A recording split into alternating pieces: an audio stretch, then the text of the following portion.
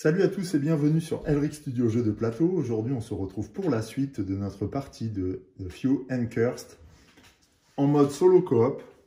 Partie que nous avions stoppée sur des victoires de nos héros.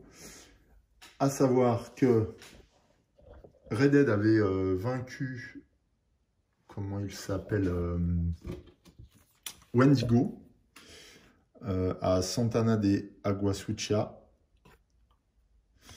Et Jebedia avait écrasé le clan, alors c'est pas le clan, mais l'élite des Crotales. Voilà. Donc une victoire pour chacun, ce qui nous avait permis de limiter la casse au niveau du cran. Alors, par contre, en regardant un petit peu les règles entre les deux épisodes, je me suis aperçu que j'avais oublié quelque chose, c'est que lorsque Red Dead, alors j'essaye de me souvenir, lorsque Red Dead a vaincu Wendigo, elle a utilisé une malédiction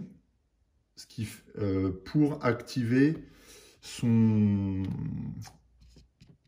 Comment ça s'appelle? Son artefact, son boomerang.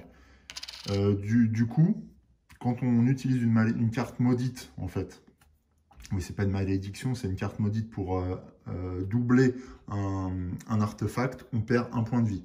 Ce qui fait que, dans ce cas-là, Red Dead, même si elle réussit à vaincre Wendigo, s'est épuisée totalement et a perdu son dernier point de vie. La conséquence, c'est qu'elle retourne à San Andreas, on mélange son deck, bon ça c'est ce qu'on a fait, hein, puisque là c'est la nouvelle main qu'on a pioché, mais surtout elle perd 3 en cran. Donc 1, 2, 3, voilà, et qu'elle doit également payer, elle était à Santana de Aguasucia, donc elle doit également payer son rapatriement par des gens du coin, à San Andreas, donc elle doit payer en eau. Et si elle n'a pas d'eau, il faut qu'elle paye en cran. Donc elle était à Aguasucia, donc ça fait 1, 2, 3, 4. Donc ça fait 4 lieux. Donc ça veut dire que n'ayant pas d'eau, elle doit encore perdre du cran. 1, 2, 3, 4. Voilà, donc on voit que le gain alors je ne sais plus combien c'était pour Wendigo, c'était 9. Bien a totalement fondu puisqu'on a perdu 3 plus 4, 7. Donc il reste 2 en gain de cran pour Red Dead. La contrepartie, c'est qu'elle récupère 3 points de vie que l'on va retrouver bien à partir de ce tour. Voilà, il va falloir faire attention à sa malédiction. Et justement, j'ai fait 2 erreurs dans le même tour, 2 erreurs importantes, hein, donc celle qu'on vient de voir, et une autre. Et d'ailleurs, je pense que même ça remonte à des tours précédents. Du coup, je ne vais pas pouvoir revenir à ce que j'ai fait, mais on va quand même le prendre en compte, c'est que Jebedia dépasse en fait sa limite de tolérance à la malédiction, et qu'à chaque fois qu'on augmente le niveau de malédiction au-delà de la limite de tolérance du personnage, eh bien, celui-ci encaisse 1 point de dégâts. Ce qui veut dire que là, vu qu'on est à deux crans au-delà du seuil de tolérance, Jebedia encaisse 2 points de dégâts. La conséquence, c'est que, alors là, il remélange son deck en théorie, mais sa pénalité liée à sa malédiction ne s'applique pas exactement là.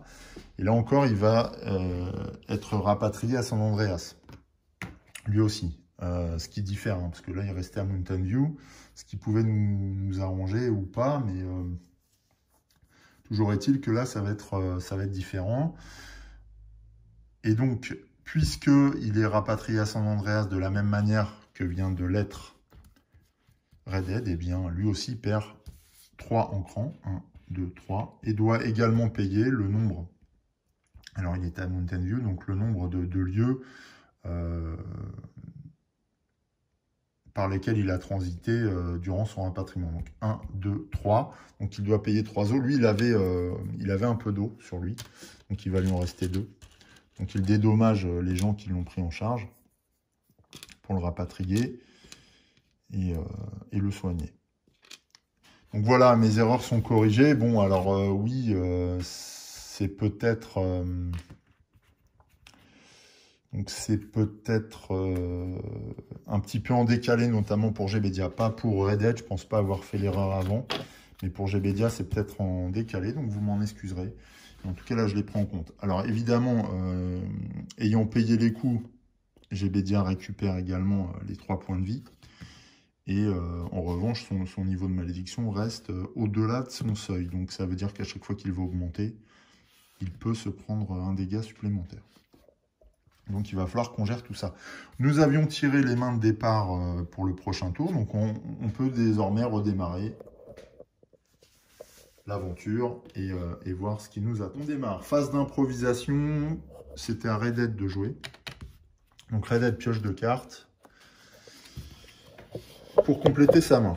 Alors, elle a le choix entre Impitoyable, qui amène 2 munitions quand on joue cette carte, ou Sprint, qui permet du mouvement, 2, et si on défausse la carte, plus 1.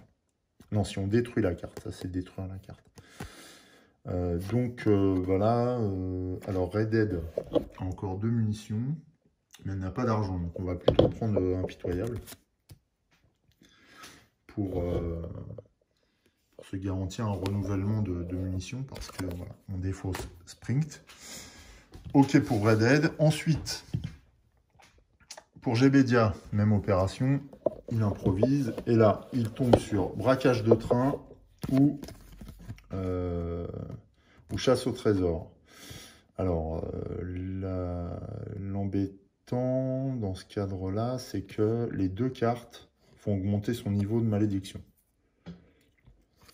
L'une apporte 2 en mouvement, 2 en eau et une malédiction, donc. Et l'autre 4 en eau, une en malédiction.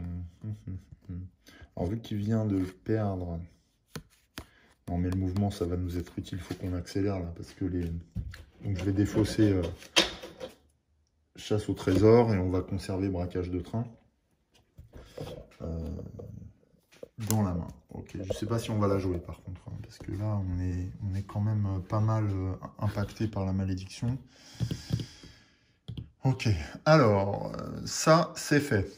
Phase d'improvisation, c'est bon. Ensuite, phase rencontre. Les 2 personnages sont à San Andreas. Red Dead n'a plus grand chose en main. Ce qu'elle va faire, c'est qu'elle va aller à la pêche au job. Voilà, donc elle tombe sur apprenti ou arbre pendu. Elle va défausser apprenti. Voilà, et elle va conserver arbre pendu qu'elle va revendre. Ce qui va lui permettre de gagner 4 eaux immédiatement. Voilà. Parce qu'elle a besoin éventuellement de recharger elle aussi. Donc 4 eaux, elle n'avait plus rien. Voilà pour Red Dead. Alors je pense pas que cet épisode soit aussi long puisqu'il ne nous reste plus beaucoup d'ennemis en fait hein, à piocher. Et puis simplement on arrive sur les boss là. Donc voilà. Hormis cette pile là qu'on n'a pas encore touchée puisque Barrett nous a complètement arrêté sur la zone de mana Olana. Oui, donc la conséquence, c'est que je pense que cet épisode va être nettement plus court. GBedia, lui, a 2 os, donc il va acheter 2 balles, hein, tout simplement. Voilà qui est fait. Il dépense ces 2 os. Et donc la phase rencontre se termine ainsi. Ok. Ensuite, on passe à la phase action. Alors, on reprend la main de Red Dead et on voit ce qu'elle peut faire. Alors là, il nous reste 26 encrans, donc autant dire qu'il ne va pas falloir trop attendre pour attaquer, ou pour gagner du cran, tout au moins. Comment faire? Eh bien, alors, on a, dans les canyons, on a Garuva, et sinon sur les maudits, on a Corbeau Moqueur. Et enfin, toujours un mana Olana, Barrett, Sévi. Le Corbeau Maudit, alors est bien parce qu'il rapporte 7 7 crans, mais on voit qu'il retire encore. Enfin, qu'il inflige une blessure quand même quand il est éliminé. Barrett rapporte de l'eau et du cran. Mais il est à mana Olana, pardon. Et enfin, Garuva est dans les canyons. Alors, qu'est-ce qui est atteignable pour nous, pour Red Dead déjà? Elle a pas mal de mouvements quand même. Elle en a 3. Elle a 3 mouvements, Red Dead. Donc, elle peut... elle a même 4 en mouvement. Donc, elle peut tout à fait se rendre dans les canyons. D'une part, est-ce qu'elle peut atteindre un lieu maudit?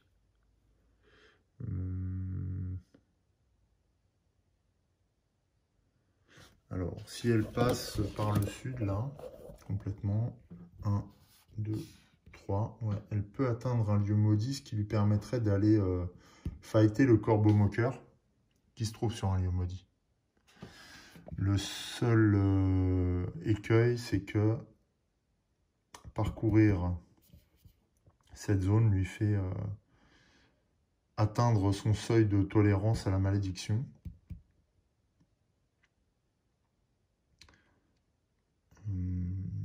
Donc elle ne prend pas encore un dégât, c'est au prochain tour où elle prendra un dégât. Éventuellement. Ah, elle a aussi ses bottes là. Donc est-ce qu'elle a intérêt à passer par là? Ou alors à se diriger vers Mana Olana. Ah ouais, elle a peut-être intérêt à se diriger vers Mana Olana. Donc là, il faudrait 2, 3, 4, 5. 5 pour arriver dans le désert. Elle a un camp dans le désert. Donc bon, elle est en train de se dire que... qu'il y a peut-être quelque chose à faire. Par contre, je me dis aussi qu'éventuellement, on pourrait faire une rencontre supplémentaire pour recharger ses munitions totalement. Passer au magasin. Ah oui, ça c'est une autre règle que je n'ai pas bien appliquée. Quand on rafraîchit le magasin, on enlève toutes les cartes, on les met dans l'ordre qu'on veut dans la défausse et on remplace toutes les cartes. Moi j'ai remplacé une carte par une carte, bon c'est fait. Hein. On verra comment ça se passe sur les prochains magasinages, comme disent nos cousins canadiens.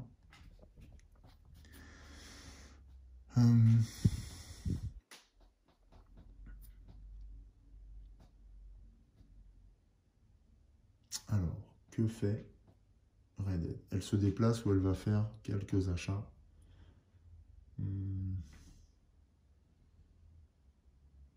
Ah, cela dit, elle peut faire des... Bah non. Je vais dire, elle peut faire des achats et aller chercher des primes. Non, non, ça c'est pas possible, ça fait 2 actions. Donc c'est soit elle fait des achats, soit elle va chercher des primes.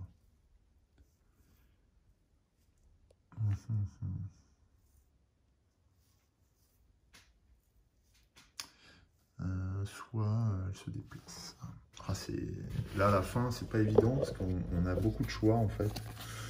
Non, bah, je pense qu'elle va se déplacer. Ouais, il va falloir qu'on attaque. Il va falloir qu'on attaque, quitte à revenir après à San Andreas avec des récompenses. Allez, on va faire ça. Red Dead va se diriger vers le désert. Donc, elle va défausser tout son mouvement. Enfin, elle va jouer tout son mouvement, à savoir vitesse surnaturelle, plus 3. Et Berserker. Donc, le problème de Berserker, c'est qu'il fait piocher 2 cartes, puis défausser 2 cartes. Donc, on va jouer quand même. Donc, on va piocher tout de suite 2 cartes. Il va falloir qu'on en défausse 2 directement. Alors, bon, sans hésitation, on va défausser Alloué. Parce que Red Dead a de l'argent. Donc on défausse ça. Alloué. Malédiction, on va le garder. Parce qu'on est déjà... Ah non. Non, c'est Gbedia qui a la limite. En munitions, elle a encore de la marge. Elle en a que 2. Donc on peut défausser Malédiction éventuellement. Ou alors chasseuse de trésors qui a une carte de départ assez faible. Et à ce moment, on garde malédiction. Ouais, si on pioche une maudite, ça peut être bien. Bon, on va faire ça. Ça évitera que qu'on se cogne une blessure. Allez, on va défausser chasseuse de trésors. Ce qui veut dire qu'en main, on aura... Alors, quand elle tire 2 balles non maudites, elle génère 4 dégâts, plus 2 de Redhead, de survivante, ça fait 6. Plus 1 de Berserker, 7. Et elle a déjà 2 balles, donc 7 et 4, 11. Voilà, 11, il faut combien Il faut combien Oh, par contre, ouais, il faut beaucoup plus, il faut 13. Ah mince. Il faut 13 pour le corbeau. Donc ça veut dire qu'elle ne peut pas détruire le corbeau. Éventuellement, elle peut détruire Garuva. Bah, je crois que c'est ce qu'elle va faire. Elle va s'arrêter dans les canyons qui sont là au nord-ouest. Et elle va s'occuper de Garuva. Ok. On va défausser chasseuse de trésors et Aloe immédiatement pour appliquer Berserker. Que j'ai failli oublier. Et du coup, alors Redhead, à ce moment-là, a entendu parler du fait que Garuva se situerait dans les canyons situés au nord. Donc elle y va. Donc 2, elle consomme 2, 3. Elle consomme uniquement 3. Donc ça, c'est joué. Ça, c'est la main. On va la conserver. Donc tout ça, c'est joué. Il reste Berserker à utiliser. Bien. Elle va essayer d'éliminer Garuva. Alors comment faire?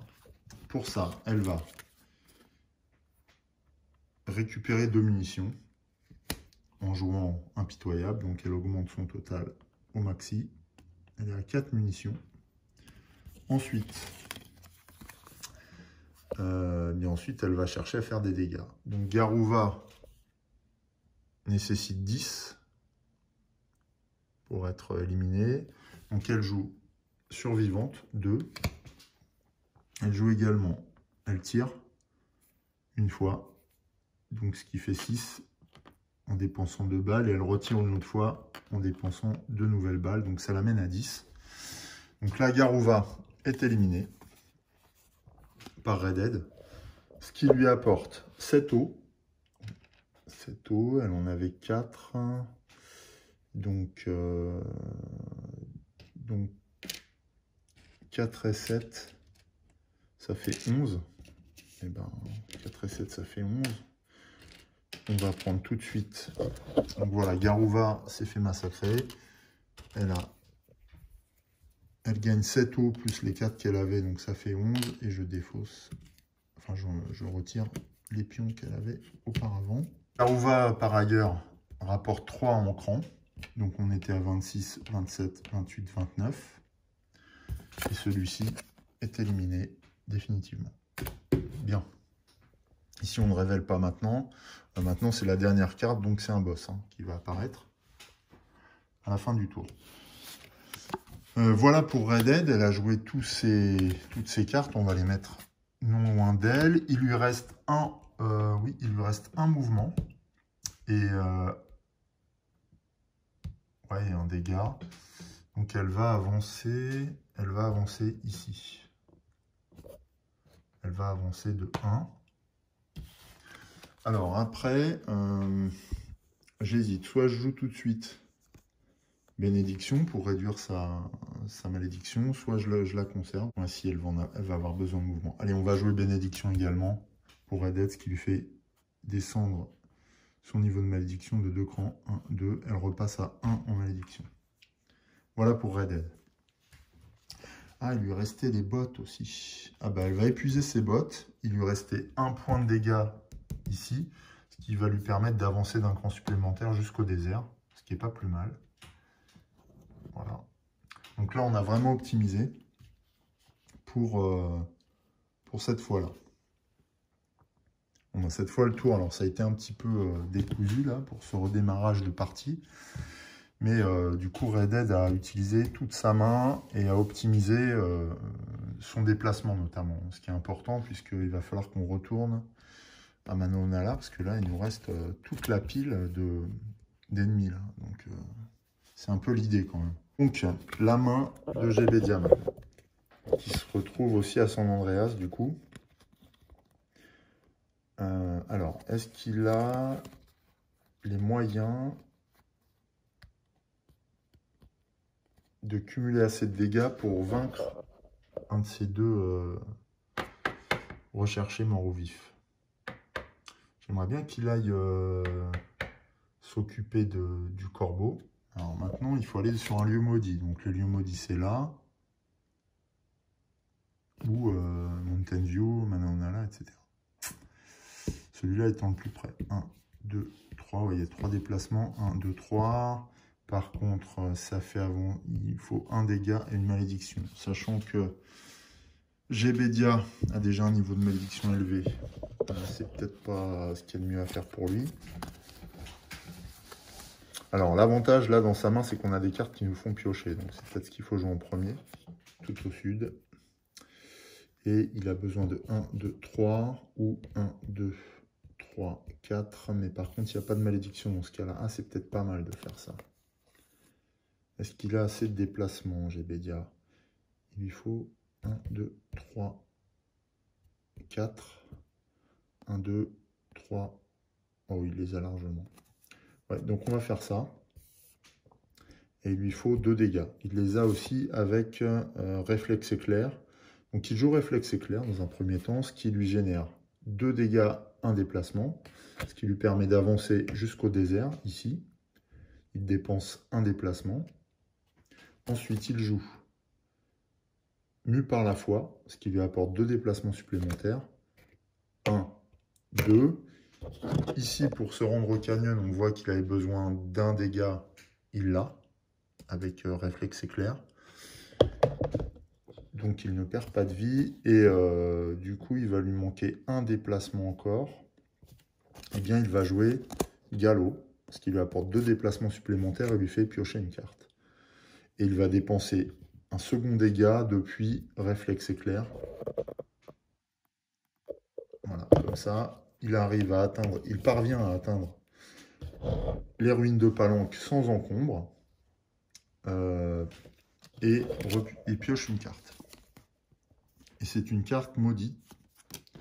Ok, alors maudit, ouais, c'est pas génial, maudit pour Gebedia. Le corbeau moqueur, il lui faut 13. Alors j'ai peut-être un petit peu surestimé nos capacités là. Parce qu'en main, Gebedia n'a pas grand-chose. Hein. Il a 2 en dégâts. S'il joue ça, il peut piocher une carte. Ben, on va le faire. Hein. Parce que là, de toute façon... ouais. Là, pour le moment, on n'a pas besoin de jouer braquage de train, c'est bien. Donc il a 2. Ah ouais, alors si on joue ça, ça fait augmenter sa malédiction. On va être obligé de jouer esquiver et frapper pour prendre 2 en dégâts, plus 1 en pioche. Et on va être obligé de jouer maudit, tant pis, on va prendre une blessure. Mais ce qui va nous donner 4 en dégâts et 2 en pioche. Allez, on joue ça. Esquiver, frapper, copier par maudit. Voilà. Donc esquiver, frapper, copier par maudit. Donc plus 1 en malédiction encore. Donc 1 dégât. Pour Gebedia, ça c'est clair. Par contre, il a 4 en dégâts. Enfin, il gagne 4 en dégâts et 2 en pioche. Donc il peut piocher 2 cartes. Alors, ouais. Donc pillard, ça nous est strictement inutile. Bon, cela dit, on peut la jouer quand même pour gagner 2 os. C'est ce qu'on va faire. Hein. Ça peut servir. Surtout si on se retrouve à San Andreas. Et on récupère braqueur de train. Ah, il y a braquage de train et braqueur de train. Je n'avais pas vu ça. Ok. Ce qui fait que là, il récupère donc 4 plus 1. Donc les 4 de esquiver et frapper plus 1, 5. Plus, il a 2 munitions, donc ce qui lui amène 2 dégâts. Ça lui permet d'obtenir 7 dégâts. C'est bien insuffisant. Bien insuffisant. Donc, ben, il ne va pas attaquer le corbeau moqueur. Il l'a repéré, mais il ne va pas pouvoir... il se planque, là, pour le moment. Il s'est mis dans une construction. Épie la cible, mais pour le moment, il ne va pas pouvoir faire grand-chose de plus. J'espère qu'on va pouvoir tenir encore un tour de plus. Ouais, on a 29. Et les deux, là, nous enlèvent 14. Donc, il va nous rester 15 encrans. Ouais, j'espère que les prochains tours vont être plus offensifs. Il ne joue pas. Donc, c'est la fin de la phase action. Donc, il conserve dans sa main braquage de train et braqueur de train. Et nous passons à la phase entretien. Donc à ce moment-là, on peut défausser des cartes. Donc pour Redhead, Redhead, elle n'a plus rien. Elle n'a plus rien, donc on va simplement défausser toutes ces cartes jouées et piocher 4 cartes. Elle pioche Redhead, elle pioche le boomerang, son artefact. Elle pioche magie noire. Elle pioche maudite. Et enfin, elle pioche survivante. Voilà la nouvelle main de Redhead. Ensuite, Gébedia. Gébedia avait conservé ça dans sa main. Il va défausser braquage de train, ainsi que toutes les cartes qu'il avait jouées. Enfin, qu'il en a joué quand même beaucoup. Hein. Il en a joué 1, 2, 3, 4, 5, 6. Plus braquage de train, ça fait défausser 7 cartes. Il va conserver dans sa main braqueur et pioche 3 cartes. 1, ben, il reprend un braqueur de train. Ensuite, oh non, braquage de train, décidément. Et enfin, sprint. Bon, ben, c'est pas encore ce tour où il va attaquer. Je sais pas ce qu'on peut faire là. Là, c'est pas bon.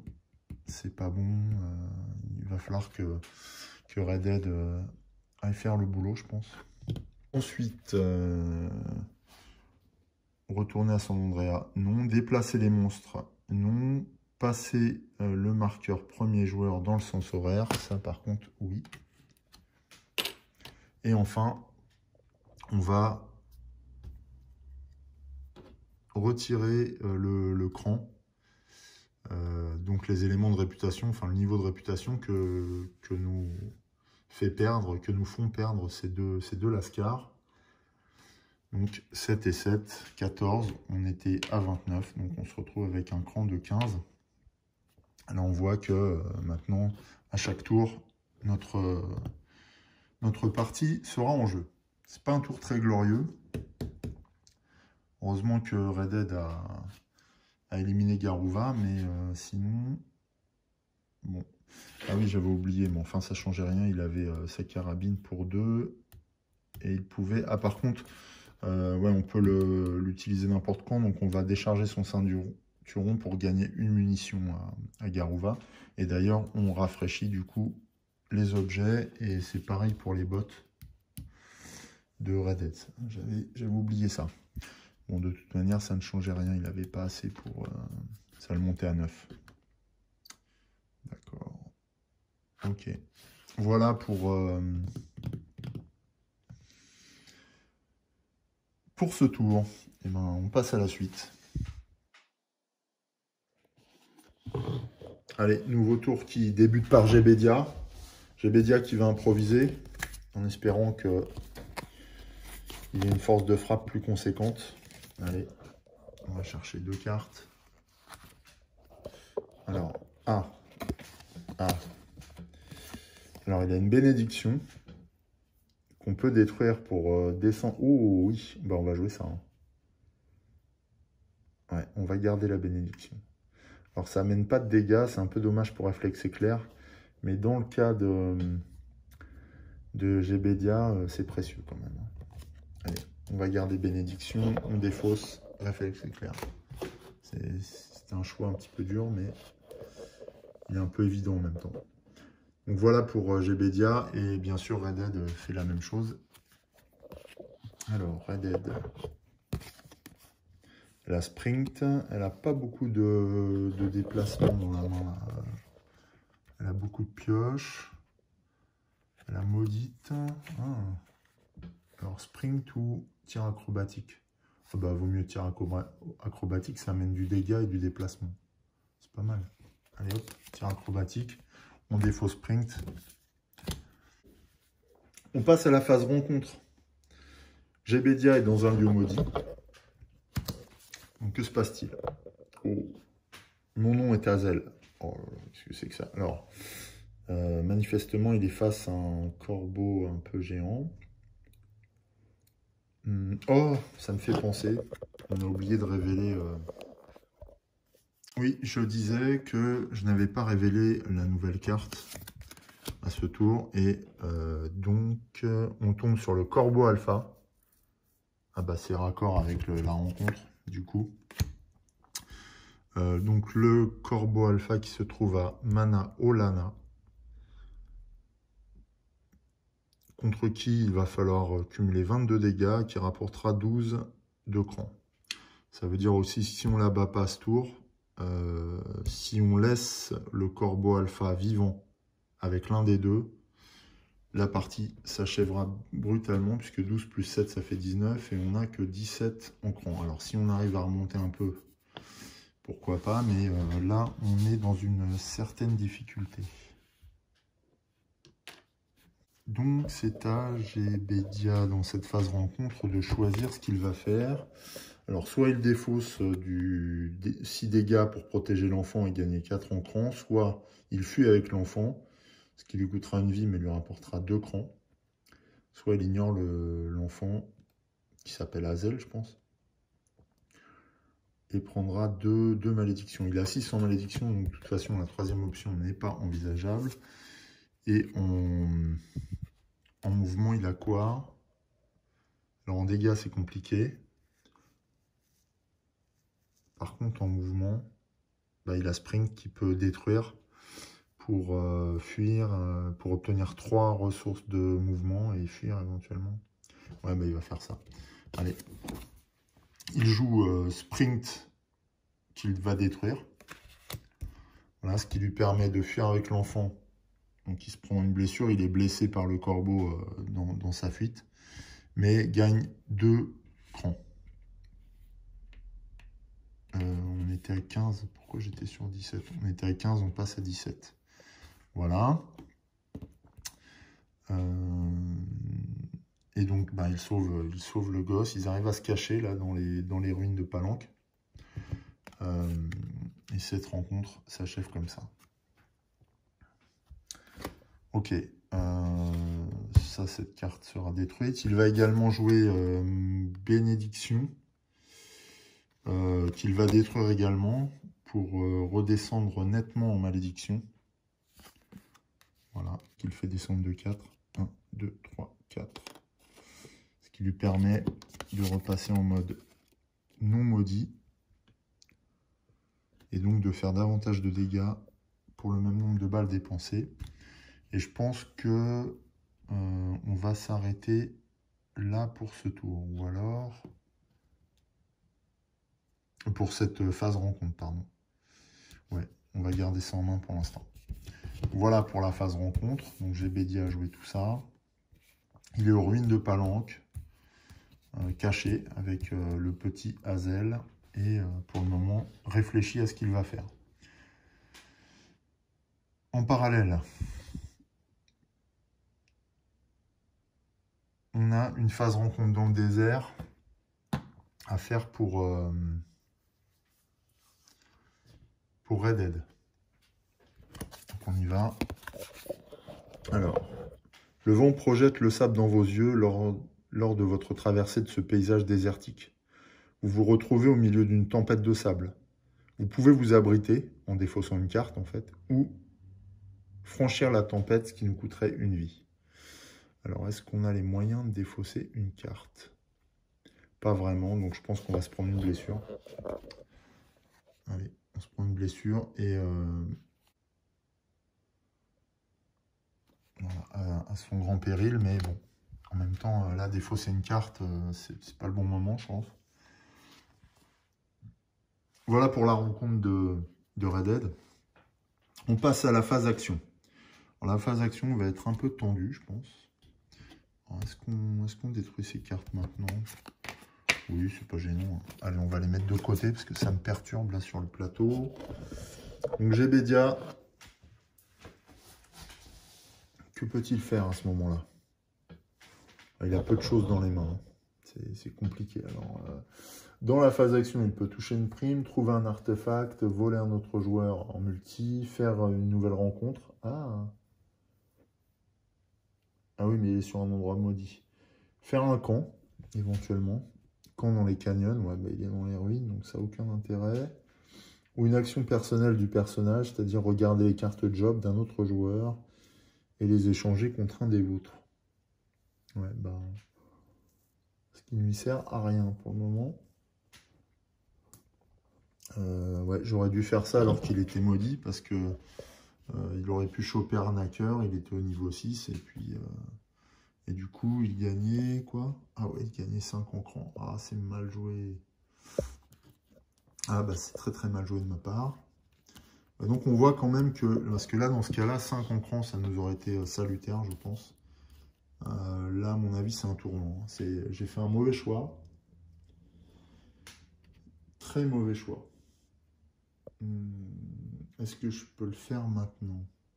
Bah non, puisque de toute façon, j'ai plus 600 en malédiction. Ah, j'ai pas vu ça. Ah, j'ai pas vu. Ah, c'est dommage.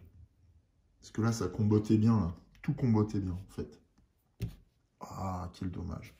Bon, bah, je pense que ça va nous coûter cher.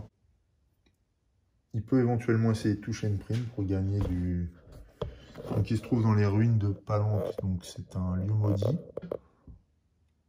Il peut essayer de tuer les corbeaux de Mana Onala pour 5. A-t-il 5 seulement? Oui, il a 5. Donc, il va faire ça. Donc, il va dépenser. Alors, ça, c'est sa main. Donc, il va jouer braqueur de train pour gagner 1 en déplacement, 1 en combat. Et un autre braqueur de train, donc ce qui lui fait 2 et 2. Pour éliminer les corbeaux de Mana Onala, il lui faut 5. Donc il va dépenser, il va jouer son ceinturon pour gagner une balle supplémentaire. Il a sa carabine.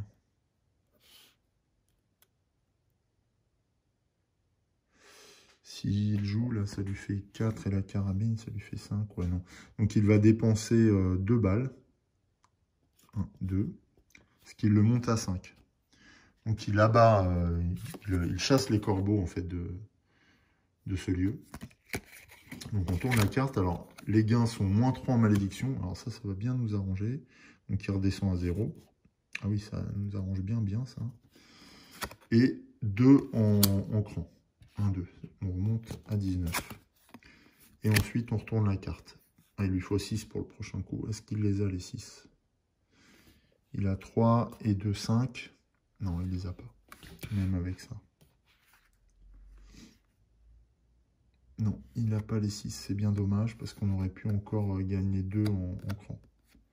Bon, alors en fait, on voit, hein, les corbeaux sont chassés une fois avec 5. Puis là, au prochain coup, ce sera plus difficile. Par contre, les gains sont les mêmes. Ok, donc là, il ne peut pas le faire. Est-ce qu'il peut éliminer... Bah non, le lieu maudit, de toute façon, c'est le seul endroit. Donc, son tour va s'arrêter là, je pense. Donc, il a récupéré une prime et il va se déplacer vers où? Alors là, il peut se déplacer vers Mountain View. Est-ce que ça a un intérêt? C'est un lieu maudit, Mountain View, cela dit. Et il pourrait récupérer un artefact. Non, non, c'est trop loin. Enfin, je pense qu'on n'a pas le bon tempo, en plus de l'erreur que j'ai faite tout à l'heure de gestion des jobs. Ah là là. Ouais, c'est pas le bon timing du tout. Hein.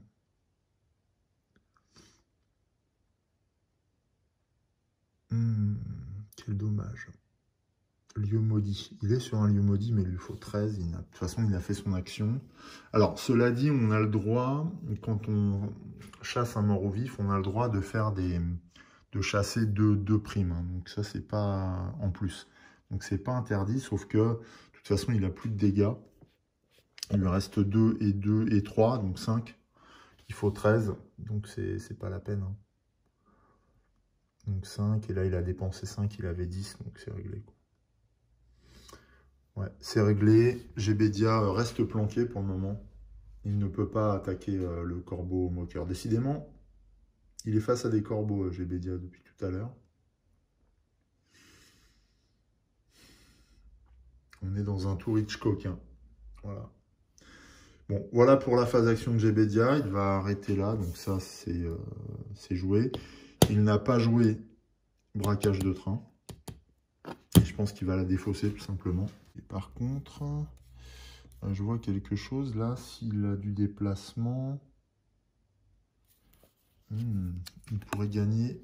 Donc, il pourrait dépenser 3 en déplacement pour faire ce job. Et du coup, il ne se déplace pas. Ce qui veut dire aussi reprendra en malédiction, gagner 2 en eau. Ah, c'est peut-être pas mal ça. Hein.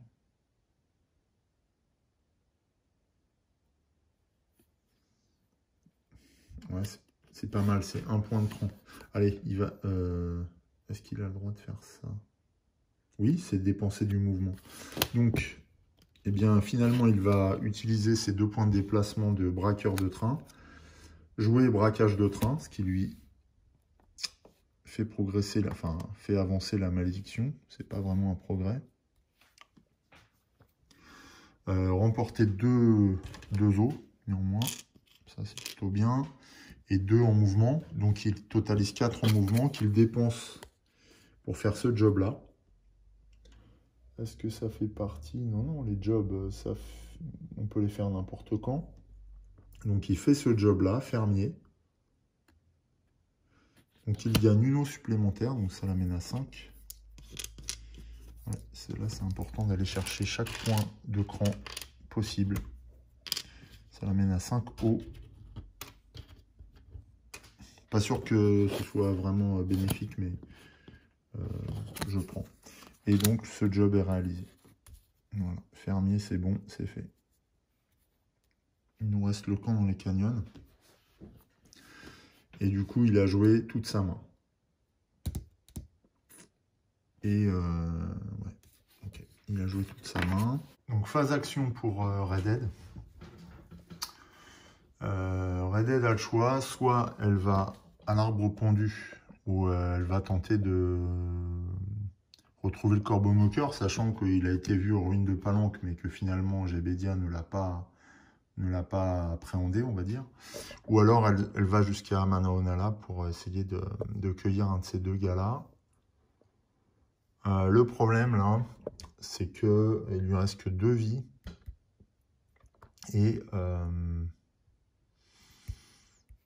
Et que le corbeau moqueur lui en enlève une. Et que en plus, elle a son... En force de frappe, elle a son boomerang et une maudite. Mais quand on utilise une carte maudite avec un artefact, on perd 1 point de vie. Ce qui fait que du coup, elle perdrait 2 points de vie. Donc là, ça me paraît un très mauvais choix. J'ai envie de la faire arriver jusqu'à Manaonala. Alors ça va lui coûter aussi. Parce qu'il lui faut 1, 2, 3 et 2 niveaux de malédiction.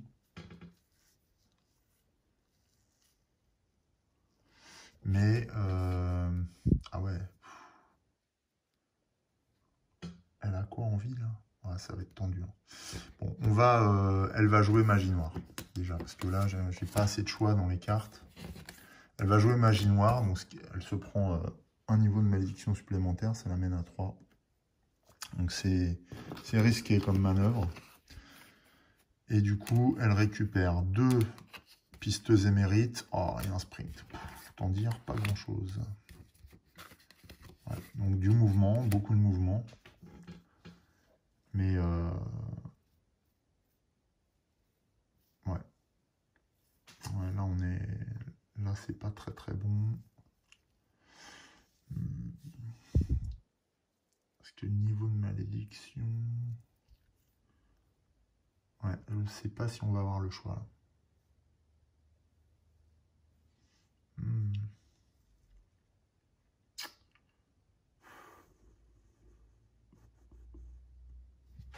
Est-ce qu'elle est loin de... Ouais, mais le problème du corbeau, c'est qu'il lui fait perdre 1. Donc en tout cas, elle a joué magie noire, ça c'est sûr. Ouais, ça se complique là, un peu à la fin, hein. C'est un petit peu chaud, ça sont les cartes de Gbedia. Un petit peu chaud là, à la fin. Là. Voilà, avec tout ce mouvement, c'est bien, mais c'est bien, c'est pas bien, quoi.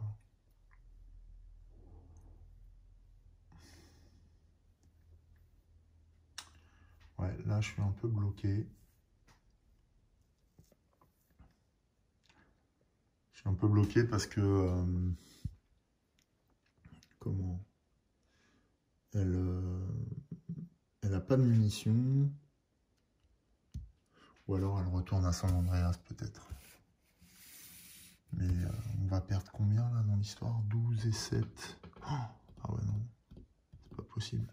12 et 7, 19. Et 7, 26, on a que 20. Ah bah non, on n'a pas le choix, là. Bon, bah j'ai pas le choix, en fait. Il faut que je fasse les comptes. Parce que si elle tue le corbeau, elle peut, je suis sûr, parce qu'elle a le boomerang, un maudit, donc ça fait 12, et puis elle a encore des dégâts à côté, donc voilà, il n'y a pas de problème. Sauf que elle va se prendre 2 dégâts, du coup, elle va tomber dans les pommes et retourner à San Andreas.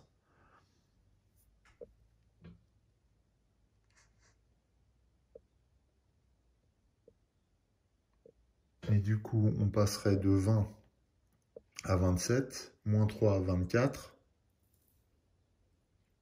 Et les 2 lascars nous enlèvent 19. Ouais, donc ça passe. Ça passe, mais bon, je pense que c'est... ouais, là, maintenant, la fin devient inéluctable. Inéluctable pour nous. Mais bon, on va pas lâcher pour autant. Donc ouais, elle va aller à l'arbre pendu. Donc elle a joué ça c'est définitif. Elle se déplace, donc elle va jouer. Il lui faut quoi? 1. Donc elle joue une pisteuse émérite pour se déplacer de 1. Donc elle arrive jusqu'au lieu, là, arbre pendu. Elle se prend à nouveau un cran de malédiction, ce qui fait qu'elle passe en maudite. Elle est maudite. Une fois par tour, il faudra dépenser un mouvement ou perdre une vie. Grâce à ces bots, je pense que ça ne devrait pas trop poser de problème, ça. Toujours est-il que elle est arrivée à l'arbre pendu. Donc elle se retrouve face au corbeau moqueur qui est bien là, en effet. Et donc là, elle va essayer de lui faire la peau. Donc pour lui faire la peau, elle va jouer un tir acrobatique pour 1. Donc ça lui donne deux autres points de mouvement. On verra ce qu'elle en fait. Bon, cela dit, ça nous permettra d'être en... Tiens, qu'est-ce que c'est que ce truc-là? Ça, c'est égaré. Donc 2 autres points de mouvement, ce qui nous permettra de répondre à la malédiction. Donc 1 ici. Et puis, elle va jouer son boomerang avec maudite, une fois de plus. Et maudite, cette fois, lui fait dépasser son niveau de tolérance de la malédiction. Donc, elle se prend 1 dégât. Ce qui fait que... Voilà, ça c'est fait. Donc là, ce qui fait qu'on se retrouve à... donc 1, 6, copié, donc 13. 13. Le corbeau est tué. Voilà. Ce qui lui rapporte -1. Donc il la blesse par une incantation, j'imagine. Par un sortilège de magie. Et par contre, elle gagne 7 entrants. Donc on passe de 20 à 27. Le corbeau moqueur a été massacré par Red Dead, mais Red Dead, du coup, est mortellement blessée, donc elle doit être rapatriée à San Andreas. Donc on va la mettre comme ça, et on va faire ça dans la phase... ouais, c'est dans la phase entretien. Donc là, elle est mortellement blessée, ça c'est sûr. On va quand même jouer les bottes pour que elle ne perde pas un point de vie supplémentaire, mais on le fera à la phase entretien. On peut le faire n'importe quand. Une fois par tour, vous devez dépenser. Ouais, c'est ça. On peut le faire à la phase d'entretien. Ok. Bon, voilà. Donc, Red Dead a battu le corbeau, mais pas sans dégâts. Je pense que là, on a terminé. Ouais, ça a été un peu chaotique comme phase action, parce que c'était un peu compliqué. Elle a plein de cartes de déplacement. Donc, on va voir. Ça reste dans sa main pour l'instant. On va voir ce qu'elle en fait, ainsi que survivante. On va voir ce qu'elle en fera. Bah, de toute façon, elle va retourner à San Andreas. Donc on sait déjà ce qui va se passer. On passe à la phase entretien. Alors Gébedia. Gébedia défausse les cartes qu'il a jouées, sachant qu'il en a détruit 2. Et il doit piocher 4 cartes. Est-ce qu'il les a? Il a 4 cartes. Alors il pioche Soldat Buffalo, Maudit, encore une fois, et Berserker. Il nous oblige à piocher 2 cartes, en défausser 2. Il n'a plus rien à piocher, hein, faut noter. Voilà pour Gébedia. Elle rafraîchit aussi son ceinturon. Et c'est tout pour lui. Ensuite, Red Dead. Red Dead, cette fois, défausse ses cartes. Mais a été mortellement blessée. Elle est rapatriée à San Andreas. Elle a été rapatriée, donc elle doit dédommager les gens qui l'ont rapatriée. Elle était là, donc ça fait 1, 2, 3, 4. Donc elle doit 4 hauts. Heureusement, elle en a 10 là, donc elle va en reprendre 6. Ce qui fait qu'elle a quand même 7 hauts sur elle. Et ne perd pas de nouveaux points de cran, hormis les 3 points de pénalité. Voilà. Donc là, on est passé de 26 à 27 à 23.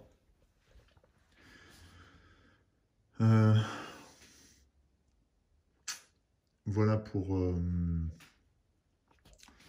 Red Dead. Elle dépense un point de mouvement pour ne pas perdre un point de vie supplémentaire. Regagne 3 en vie. Et par contre, doit remélanger sa main, sa pioche et sa défausse, puisqu'elle est à San Andreas.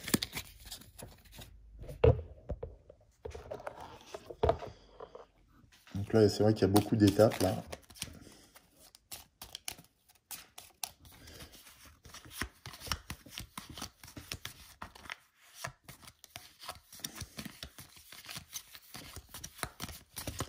Il y a quand même pas mal de cartes Red Dead.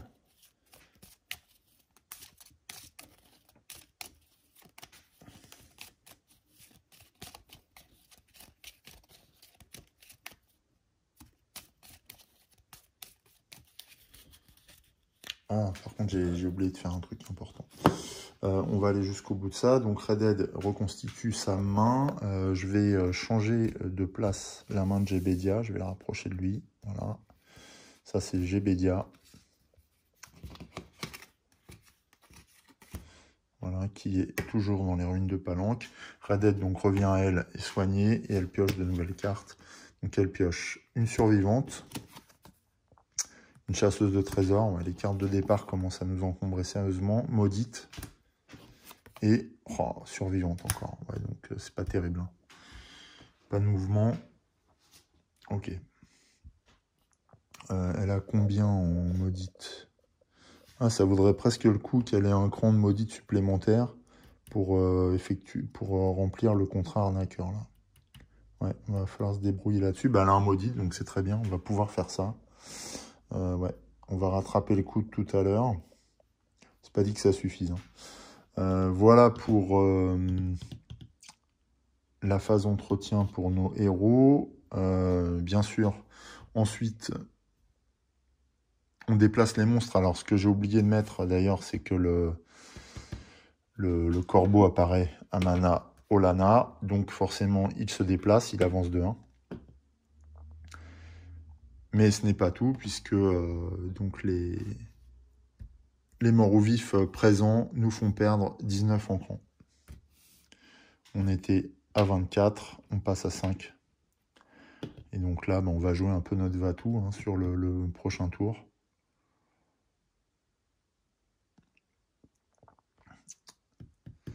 Voilà, et enfin, ça c'est au début du prochain tour, mais on va le faire parce que sinon je vais oublier. On va révéler un nouveau boss. Et donc là, c'est Tilkali, qui se trouve à Mountain View. Ah, il se trouve à Mountain View. Donc, pas très loin d'où se trouve Gébedia. Et il nous rapporte 10 ancrants. C'est pas mal. 10, ça ferait 15. Ouais, mais eux, ils nous enlèvent 19. 15, il faudrait qu'on récupère 4. Ouais, je sais pas si on va réussir, mais bon, on va voir. Cela dit, ouais, 15 plus 5, ça fait 20. Ils nous enlèvent 19. Ah, on aurait peut-être encore un petit sursis. On va essayer ça. Ok, voilà pour la phase rafraîchissement. Qu'est-ce que j'oublie? Le matériel, c'est fait. Les déplacements, c'est fait. Les monstres, c'est fait. Alors oui, du coup, Tilkali apparaît à Mountain View. Voilà. Donc on a 2 monstres sur le terrain. On n'a toujours pas touché à Barrett. Donc là, on sait que la partie est très compromise, avec 5 ancrants. Honnêtement, si on a encore un tour de sursis, voire 2, c'est déjà qu'on aura très bien joué. Et donc le jeu nous oppose une forte résistance là. C'est plus qu'une résistance, là il nous en met plein le museau. Bon, avec cette configuration, donc 2 boss parmi les plus gros et 5 ancrants, évidemment. L'horizon s'assombrit nettement pour Gébedia et Red Dead. Mais bon, allez, on va entamer le tour suivant. Nouveau tour et peut-être ultime tour. On change de premier joueur et donc c'est Red Dead qui démarre. Elle fait sa phase improvisation. Donc elle pioche. Ah si, c'est intéressant cela dit. Berserker, piocher 2 cartes.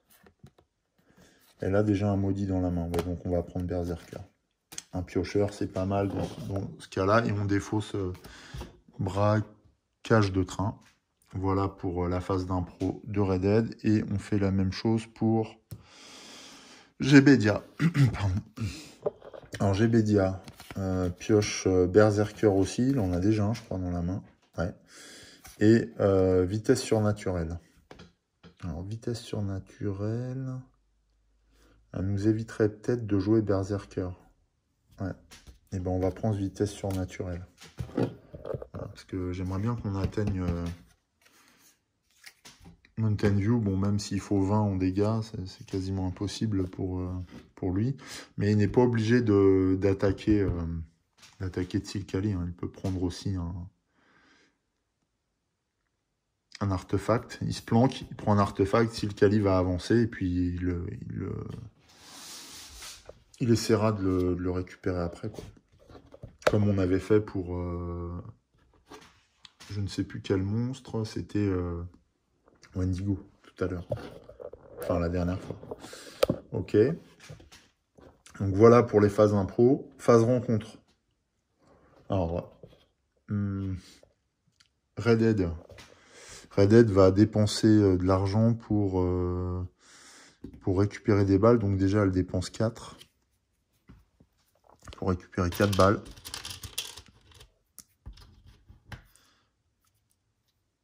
Ça, c'est pas des balles. Donc il lui reste 3. Donc elle récupère 4 balles. Et elle... alors avec 3, qu'est-ce qu'elle peut faire? Ah, on va rafraîchir, tiens. Donc voilà, avec la vraie règle. Donc le chapeau reste disponible, mais on va voir ce qu'elle pioche. Donc un couteau éventuellement, qui coûte 3 os. Un colt. Ah, pas mal ça.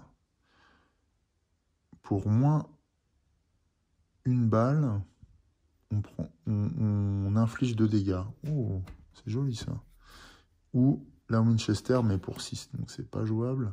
On va prendre le couteau. Voilà, on va prendre le couteau. Est-ce qu'elle peut le prendre? Oui, elle n'a pas d'arme dans les mains, donc c'est une arme à une main. Elle dépense 3 os pour récupérer un couteau, ce qui va lui apporter un dégât supplémentaire à chaque tour. Ok. Elle a fait le plein de munitions, c'est bon. Voilà pour la rencontre de Red Dead. Gébedia, lui, par contre, est sur un lieu maudit. Donc c'est pas la même chose. Oh, purée. Apparition dans le désert. Ah, bah je crois que c'est une carte de l'extension. Donc si vous êtes sur un lieu désert du plateau.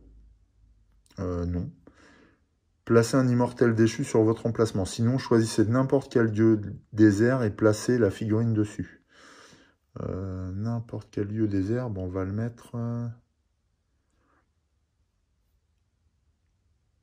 Trouvez la carte prime immortel déchu correspondante et placez-la près de l'emplacement mort-ou-vif du plateau. Oh là là. Près de l'emplacement mort-ou-vif, d'accord.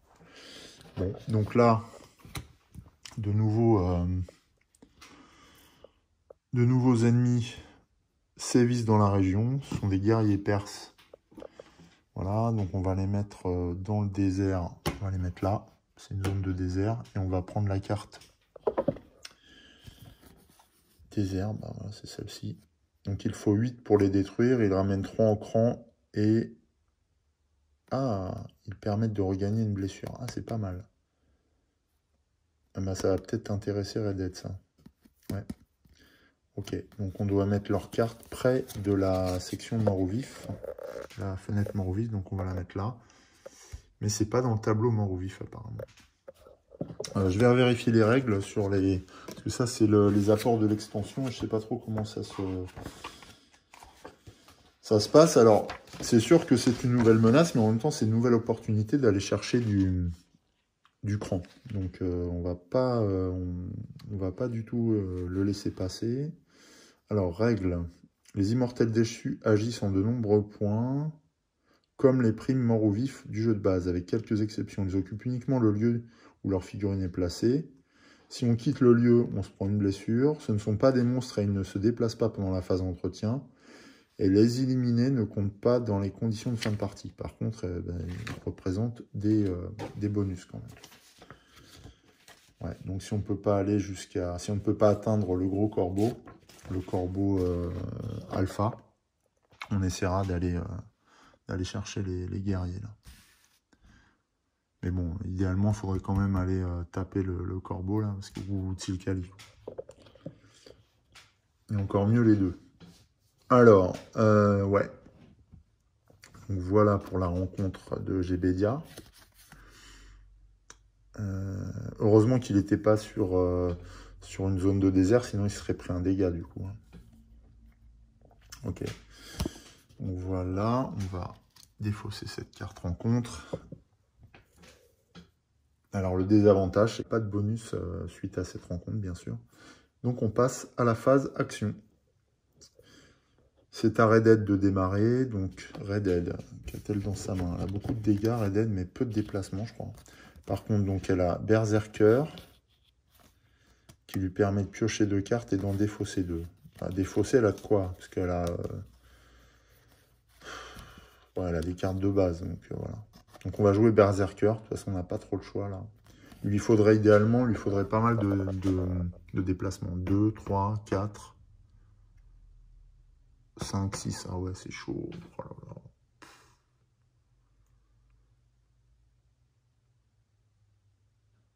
Ah ouais non, elle va pas pouvoir atteindre... Elle va pas pouvoir atteindre Manaona là, c'est pas possible.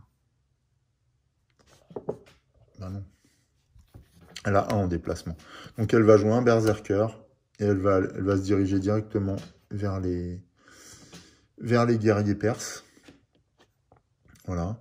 Du coup, comme on joue Berserker, enfin comme j'ai joué Berserker, je pioche 2 cartes. Oh, c'est pas possible, c'est des cartes de départ. 2 malédictions. Allons-y. C'est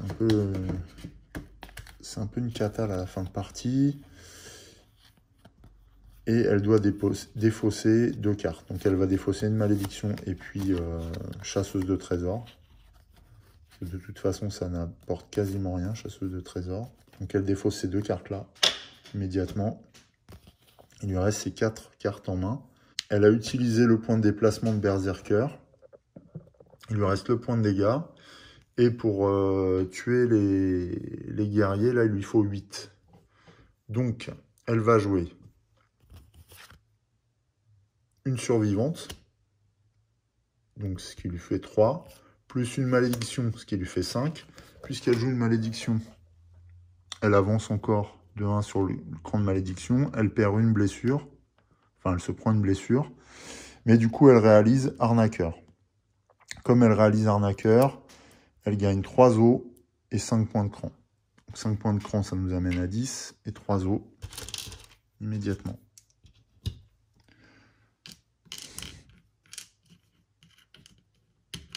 Et arnaqueur, du coup, est réalisé. Voilà, il nous reste Camp dans le désert. Donc elle est à 5 en dégâts. Il faut encore un petit effort pour buter les guerriers perses. Elle va dépenser 2 balles pour leur faire 5 dégâts de plus. Donc 5 et 5, 10. Elle détruit les guerriers perses. Voilà. Donc leurs méfaits n'ont pas duré longtemps et il lui rapporte une vie et 3 en cran. Donc on passe à 13. Voilà, les guerriers perses sont détruits. On les défausse également. Il lui reste dans les mains, il lui reste ça. Elle peut, puisqu'elle elle était sur une prime, donc elle va essayer de liquider d'autres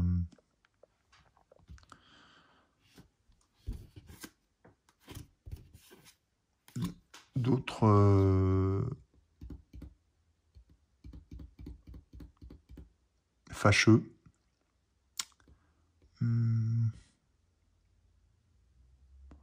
Alors elle se trouve dans le désert. Donc elle peut essayer de vaincre les fantômes des soldats d'Alamo. Il lui faut 4. Donc ce qu'elle fait, elle joue immédiatement 2. Alors là, elle avait 10. Il lui fallait combien pour les Perses? Il lui fallait 8. Donc, eh bien, elle va jouer survivante supplémentaire, ce qui l'amène à 12 en tout. Donc, elle a dépensé 8 pour les Perses. Et elle utilise 4 pour les soldats d'Alamo. Voilà. Et donc, les soldats d'Alamo vont lui permettre de détruire une carte de sa main et de gagner 1 point de cran supplémentaire. Donc on passe à 14. Elle va détruire une carte de sa main ou de la défausse. Alors de la défausse, elle va détruire chasseuse de trésors. Bon, je pense que c'est pas très utile hein, maintenant, mais c'est le gain, donc je le prends. Et on tourne la carte des soldats d'Alamo. Prochain coup, ils apporteront de l'eau et 1 point de cran. Voilà. Alors on pourrait les abattre une nouvelle fois. Ah, ça pourrait être intéressant parce que les guerriers perses comptaient, enfin comment ça s'appelle, les immortels déchus comptaient comme morts ou vifs. Donc on pourrait tout à fait rejouer maudite. Est-ce qu'on le fait? Parce que là ça coûte que 2. Non, on va pas le faire. On va garder maudite dans la main. Ok. Voilà pour Red Dead. Elle a joué tout ça. Donc, c'est pas si mal parce qu'on est passé de 10 Non, de 5 à 14. Donc c'est 9 points de cran quand même. Donc, avec un petit effort, on pourrait tenir un tour de plus. Oui, enfin à condition de détruire un des deux boss. Hein. Ok. Allez, c'est Agébedia. Donc elle garde ça dans sa main. Voilà. Elle doit évidemment dépenser un point de mouvement. Donc elle le fait là grâce à ses bottes. Oui, elle avait encore un point de dégâts. Voilà, on va rester comme ça pour Red Dead. Maintenant, c'est à Gébedia. Alors, Gébedia, il est aux ruines de Palanque. Il lui faut 3 pour arriver jusqu'à Mountain View et essayer de choper un artefact. Ah oui, mais alors, s'il chope un artefact, il ne détruit pas Tilkali. Alors, qu'est-ce qu'il peut faire? Pour Tilkali, il faut 20 dégâts. Ouais. 20 dégâts. Alors, il va déjà épuiser son ceinturon pour prendre une balle en plus. Bon, il ne va pas changer la face du monde. Fermier, c'est réalisé.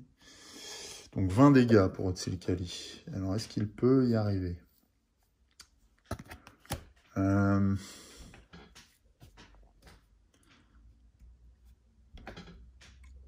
Alors, ici, il a 3 munitions. Donc, il peut faire 3 dégâts. Plus 2 avec sa Winchester. Donc, il est à 5. 6, 7 avec ses braqueurs de train. Mais non, ça c'est défaussé, ça. N'importe quoi. N'importe quoi. Donc, il ne peut pas jouer Berserker parce qu'il doit piocher. Donc, j'ai dit 3 et 2, 5. 7 avec les soldats Buffalo. 9 avec Maudit. 9 encore, 11 avec Maudit.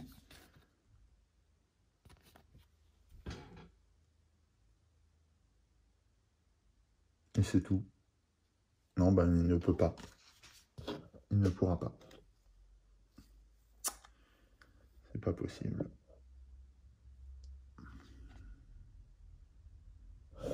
Alors, en cran, on a combien, là? On a 14. Ils vont nous enlever. Donc, Tilkali ne pourra pas le battre. Donc, ils nous ont enlevé 22 et 7. 29. Il nous manque... On a 14. Ah ouais. Il nous manque 15 points. 15 points. Ouais, bah c'est impossible. Bon, ben je crois que c'est cuit. Alors, en se déplaçant, en jouant un maudit sur vitesse surnaturelle, on peut se déplacer de 6. Mais Gébedia n'a plus qu'une vie. Hein, donc, s'il se prend d'écran là, donc 6, ouais, en plus il est là, donc il va se prendre une blessure. Ou alors il faut qu'il fasse le tour 1, 2, 3, 4, 5, 6, 7.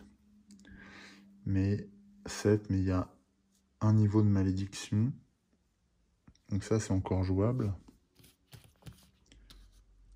Ouais. Ça, c'est jouable.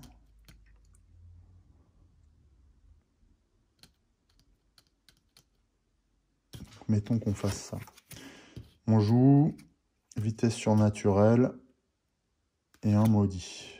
Ce qui lui donne 6 en déplacement à Gébedia. 6 en déplacement, il peut faire 1, 2. Ah oui, mais attention, il y a des dégâts là aussi. Ah ouais, non, ça nous fait perdre des dégâts.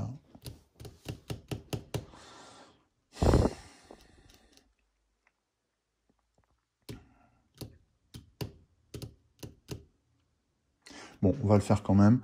Donc 6 en déplacement, il va utiliser sa Winchester pour les dégâts. Donc 2 dégâts, donc 1, 2, les 2 dégâts sont pris en compte. 3, 4, un dégât supplémentaire. Donc il va être obligé de jouer les soldats Buffalo. Donc j'ai dit 1, 2, 3, 4. Il lui reste 2 en déplacement. 5. 6. Il se prend un niveau de malédiction supplémentaire. Il arrive à l'arbre pendu. 6. Il joue...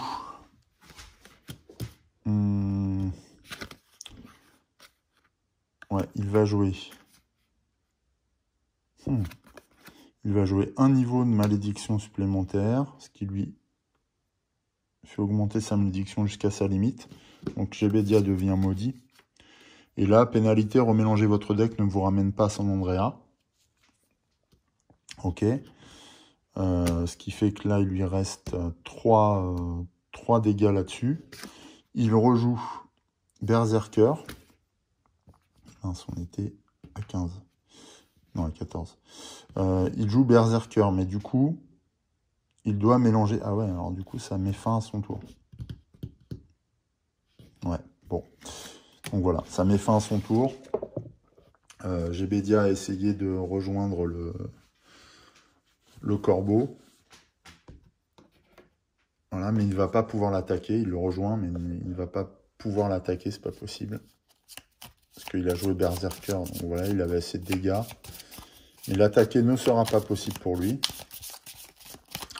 Et donc on va arriver au fin de tour et donc à la fin de partie, puisque là on sait que notre cran ne va plus suffire à amortir le tort que font les différents monstres dans la région. Alors, voilà, on a reconstitué le deck de Gébedia, on va faire le tour jusqu'au bout quand même. Ok, et la phase action se termine ainsi. Phase entretien, donc on défausse. Donc Redhead défausse les cartes jouées. Dans sa main, elle a une maudite. Voilà, défausse aussi, on va voir ce qu'elle aurait pioché. Elle aurait pioché son boomerang, ça c'est bien dommage. Ah oui, un impitoyable, ouais, c'est fort dommage quand même. Une bénédiction. Et bon, Aloé. Ouais, c'était un peu offensif, mais il n'y avait pas de déplacement, donc c'était pas terrible. Elle rafraîchit quand même ses bottes. Et voilà pour Redhead. Gébedia. Gébedia ne retourne pas à San Andreas. Par contre, ah oui, bah de toute façon, j'avais oublié, mais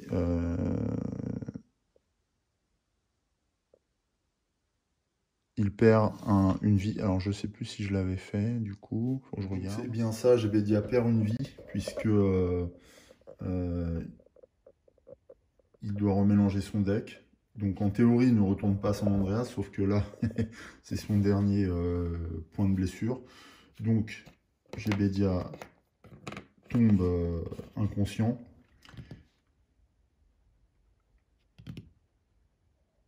Et de cette manière, retourne à San Andreas. Les pénalités sont 3 points de cran. Donc on passe de 14 à 11. Il doit payer en eau donc le nombre de lieux traversés. 1, 2, 3, 4. Donc il doit payer 4 eaux. Il en reste une. Pour regagner 4 vies. 3 vies. Voilà. Bon là je le fais pour vraiment finir le tour, mais là de toute façon la partie est totalement perdue, vous l'avez compris. Ensuite, donc retourner à son... déplacer les monstres. Donc là forcément le corbeau progresse jusqu'à l'arbre pendu. Tsilkali se faufile dans les canyons. Il se rapproche comme ça immanquablement de San Andreas. Gébedia, on va voir ce qu'il aurait pioché. Alors, il aurait pioché du mouvement. Je ne sais plus si j'ai mélangé. Non, j'ai peut-être pas mélangé Gébedia. Je vais le faire rapidement pour voir un peu. Je suis curieux voir ce qu'il serait donné. Donc, il aurait trouvé Berserker, braquage, maudit et maudit. Ok. Et donc, pour clore, eh bien, en mode coop, donc, on doit voir l'impact des monstres sur notre cran. Donc là, Tsilkali, on retire 10. Le corbeau 12, donc ça fait 22. et Barrett qu'on n'a pas du tout inquiété pendant toute la partie, 7. Donc ça nous amène à 29. On était à 11. Donc on est à moins 18. Et donc cette fois, la partie est totalement perdue. Je voudrais voir en phase impro ce que ça aurait donné pour... Ouais, elle aurait pris plan B avec -1. Ouais, elle est où? Ouais, bon, c'était pas crucial, sinon un sprint. Et pour Gbedia, ouais, c'était... Ouais, défausser une carte de votre main pour en piocher 2 cartes. Bon, ça encore, c'était pas mal. Il aurait pioché... Non, Gallo et Pillard. Donc, ouais. Donc non, il n'y aurait pas eu de pioche qui aurait changé la donne. Si on avait eu un tour de plus, l'issue aurait été le même. Donc de toute façon, pas de regret.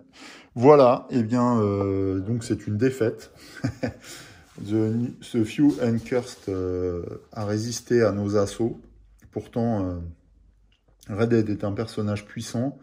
Gbedia est pas mal, je l'ai peut-être pas très bien utilisé. C'était la première partie avec lequel je jouais. Mais voilà, j'espère que cette partie vous a permis de vous faire une idée du mode solo coop. Alors bon, la fin de la partie est un peu plus difficile pour moi parce qu'il y avait beaucoup de choses et puis que j'ai laissé passer du temps. Donc vous avez dû sentir que c'était moins fluide que, que le premier épisode et j'en suis désolé, mais bon, n'empêche que j'ai quand même pris du plaisir à jouer à ce jeu. J'aurais bien aimé gagner, j'y ai cru vraiment un moment, notamment sur la première partie du jeu, mais là ça s'est emballé à la fin et c'était compliqué de lutter. Après, bon, bah, la pioche fait que on n'a pas eu de chance, hein. J'ai pas eu suffisamment de dégâts. Enfin, voilà, il n'y avait pas le bon tempo pour arriver à bout de nos monstres. Bon, j'ai peut-être fait des mauvais choix aussi au moment des impros. Voilà, donc il faudra, je réessaie ce mode pour voir si on peut vaincre nos quatre monstres. Mais bon, voilà, ouais, j'ai trouvé ça sympa. Ainsi s'achève notre second épisode de The Few and Cursed.